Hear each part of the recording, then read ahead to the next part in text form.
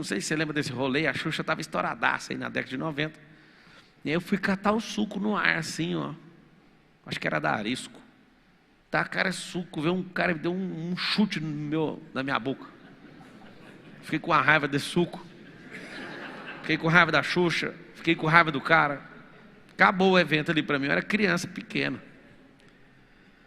E depois eu vi outra pessoa jogando suco. Eu lembro que eu nem fiz aquilo virar suco. Eu peguei, rasguei e fui comendo aquele suco. Aquele pó. Você pode sair daqui com um pó. Só que você tem que misturar na água. Só que você tem que... Tem pessoas para você compartilhar esse momento. E às vezes você pega o pó, você nem sabe para que serve. Você fica com raiva da Xuxa porque um cara te chutou e o cara nem viu porque você é pequeno. Ele foi pegar para a filha dele. Eu acho que aconteceu mais ou menos isso. Eu sei que acabou ali para mim. Sabe o que poderia sair de lá? Bloqueado com a Xuxa, com a Arisco, com a botina da marca que ficou no meu rosto, com um monte de coisa.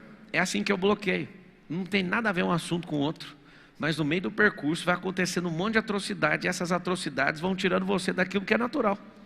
Fala com a boca assim, ó, prosperar. É natural. Até hoje eu tenho que ficar falando para esse povo, gente. Para de encher o saco. Hoje eu fui num podcast e a pessoa perguntou: mas você fica falando de Deus e vendendo? Eu falei: gente, de novo, vou ter que explicar. Quem me enche o saco com esse assunto, nem se falar no nome do diabo sabe vender. Não tem mecanismo mágico usar o nome de Deus e vender, não, gente. O povo que mais passa dificuldade é o povo que mais fala de Deus. Vocês nunca viram isso, não? Se falar de Deus fosse sinal de prosperidade, não tinha ninguém na faculdade, era só ficar falando de Deus o tempo todo. Mas tem gente que fala muito e é pobre. E tem gente que nem fala e é rico. Então não é sobre falar de Deus, é sobre aprender a vender. É sobre aprender a comunicar, é sobre aprender a sabedoria, é sobre aprender várias coisas. Só que aquilo que você acusa os outros é aquilo que você não tem. Só tem um tipo de gente que tem ciúme de Deus, quem não tem amizade com Ele. Porque quem tem amizade com Ele sabe que não tem problema com o servidor. Pode ir qualquer um, inclusive os que estão cansados, sobrecarregado. Pode vir do jeito que você está. Só que a pessoa faz questão e fala: não pode. Sabe o que eu queria? Eu queria libertar os irmãos. Mas eu não consigo.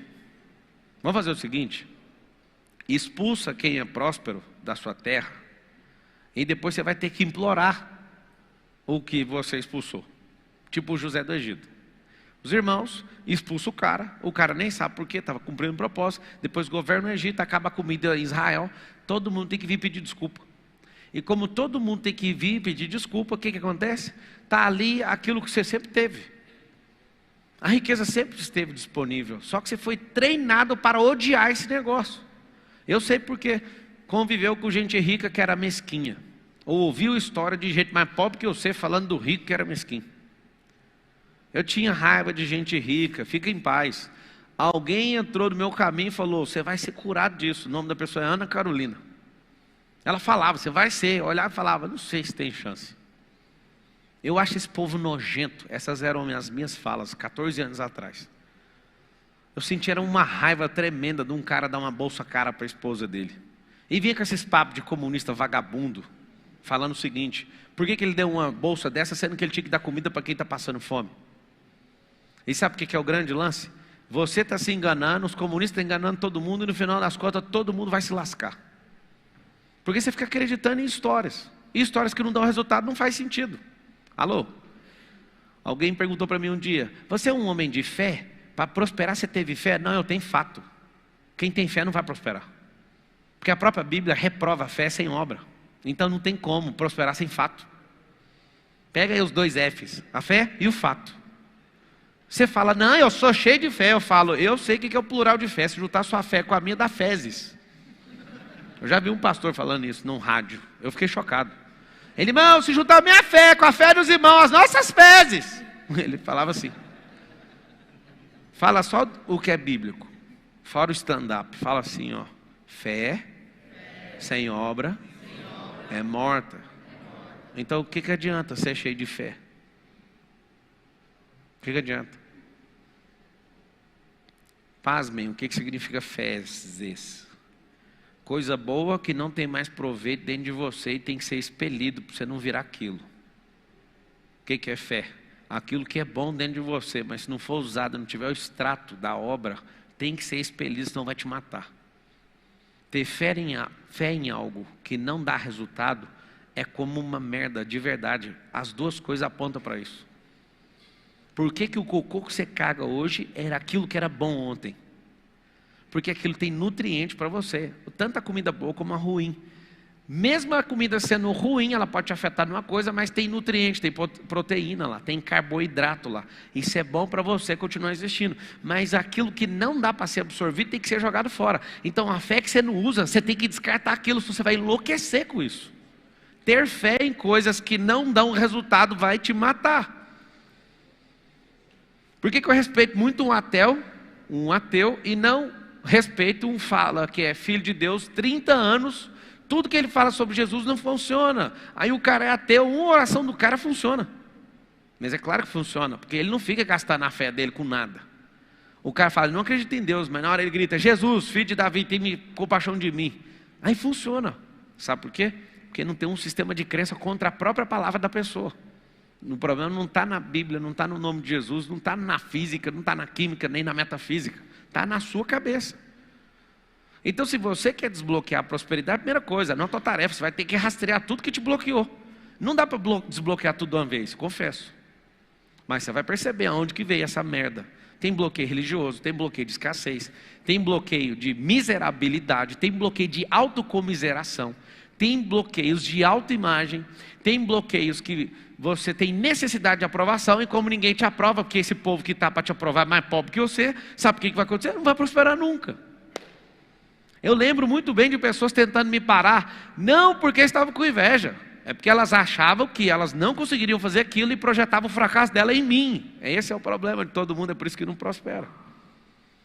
Prosperar é natural. O que é antinatural é esse tanto de bloqueio que você carrega, esse medo seu de quebrar. Cara, você só tem uma vida. Não, eu acredito que tem duas. Então prospera nas duas, cacete. Tem gente que fala que tem duas vidas só para dar desculpa, para não usar essa vida e dar certo na próxima. Você tem duas vidas mesmo? Você garante isso? Garante? Então prospera agora, vamos ver se tem a outra. Engraçado que as pessoas falam assim, não, nessa vida aqui, eu estou pagando os pecados da outra. Ele dá desculpa, que ele é um bosta na vida de hoje, falando que não foi bem na outra. Que merda que é essa? Mais um sistema de crença para você não prosperar. Pablo, o que tem que fazer? Faz o seguinte, tira a parte espiritual da Bíblia, só a parte espiritual. Eu não sei como que faz isso, que eu não consigo tirar. Mas você dá conta. Você é cético, dá para fazer. Você nem usa a Bíblia, então dá para fazer. Você faz o seguinte, tira a parte espiritual dela e faz o que todas as nações fizeram tocando na palavra. Ao longo da história da humanidade, essa história contemporânea, moderna, todas as nações que tocaram na palavra prosperaram e se tornaram as nações mais ricas do mundo. Por que a perseguição contra os filhos? Porque todo aquele que tem revelação e discernimento daquilo que Deus chamou, vai explodir. E vai dar raiva nos outros, vai dar inveja. Uma coisa para você prosperar, que você tem que gostar, é da inveja. Mas a Bíblia fala que é pecado. Pois é, por isso que você tem que gostar. Sabe por quê? Porque inveja ativa é quando você olha aquilo que a pessoa tem e fala, eu não quero tomar dela não, mas eu quero isso para mim. Eu não aceito menos que isso. Na passiva, você não fica com medo de um bando de invejoso que nem quer aquilo. Presta atenção no que eu estou te falando. Na inveja passiva, a pessoa não vai fazer nada, ela só vai correr os próprios ossos dela, mas no fundo, ela não quer o que você tem. Você sabe o que é inveja? Eu sei que não dou conta, mas também não quero que você tenha. Isso é uma mentalidade de miséria. Mas parabéns para nós, a gente está melhor que os africanos. Muito melhor. Porque eles já têm certeza que não vão conseguir, a gente ainda está em dúvida. A gente está bem melhor. Talvez uns 134 anos, 135 anos à frente de alguns países africanos. Mas continua sendo escravo. Porque é tão simples entender o recado. A mensagem é simples. Só divide em 3 partes e acabou. Aprenda a administrar, aprenda a multiplicar, aprenda a investir em gente. Hoje eu fui mais uma companhia para comprar uma participação. Eu vi o valuation da empresa, eu achei muito massa. As pessoas do meio-dia e pouco até as 4 horas da tarde, todo mundo da empresa me mostrando todos os resultados. E aí eu vi lá, assim, o valuation da companhia, 700 milhões de reais. E aí eu viro e falo, eu quero 10% dessa companhia. E eu fiquei olhando e pensando, gente, aonde que eu estava com a minha cabeça? Porque isso aqui nem no meu sonho eu ia sentar numa mesa dessa para fazer esse tipo de coisa. Eu estou comprando uma empresa por semana, nessas últimas semanas. Mas por que eu fiquei desse jeito? É porque você tem dinheiro demais. Então faz outra pergunta. Como é que fez para ter esse tanto de dinheiro? Eu acho muito pouco. Não tem buraco a riqueza. Eu acho pouco. Eu sempre falo para mim mesmo, isso não é nem a sombra daquilo que há de vir. Eu acho realmente pouco.